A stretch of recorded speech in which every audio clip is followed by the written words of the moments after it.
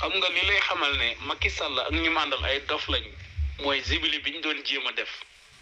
waaye mbir mi ni mu soxale international bi rawatina presse international bi moo lay xam ne Ousmane Sonko marqué na point bu ama am solo presse yi nga xam ne ñoo nekk ci àddina bi nga xam ne ñoom duñu bindantu ñoom ñëpp dañoo reprendre li nga xam ne moo xew Sénégal démb kon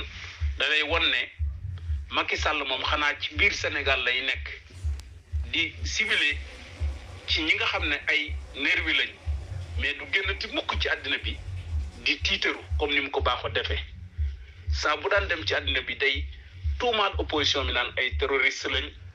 ay force occulte lañ ay force spéciale lañ ñaawte bu nekk Macky Sall jël na ko teg ko ci kaw opposition bi mais loolu c'est fini. Macky Sall amatul fit génn di dem ci Nations Unies wala fenn di fa bàkkoo démocratie ndax nërmel bi Macky Sall nërmel démocratie waaye nitam taxawee di bàkku ñoom xamuñu sax li xew waaye moom Macky Sall bu wéetee ci néegam dina xam ne def na ñombe loo xam ne dana ko topp te cour pénal international mi ngi koy xaar moom Macky Sall na laaj Gbagbo moo ko ëppoon doole fopp ëppoon ko force ëppoon ko armée ëppoon ko lépp te magistrat bi defoon ndayu ñaawteef taxaw ne Gbagbo yow yaa gagné bi ñu jàppee Gbagbo moo taxawaat ñëwaat ne Ouattara yow yaa gagné kon magistrat yi bu leen di considérer seeni wax bu leen considérer seeni wax Alpha Condé bu Guinée magistrat bi nga xam ne moo ko ne woon yow yaa gagné pour 3e mandat magistrat boobu tey jàpp nañ ko mi ngi ci kaso bi ak ay milliards am kon bu leen dara jaaxal affaire bi il fallait que ñu taxaw faire face xeex ba jot suñu réew mais na ngeen xam ne président Ousmane Sonko am na ndam lu rëy loo xam ne addina bi yépp tey ñi ngi wax ci li nga xam ne moom moo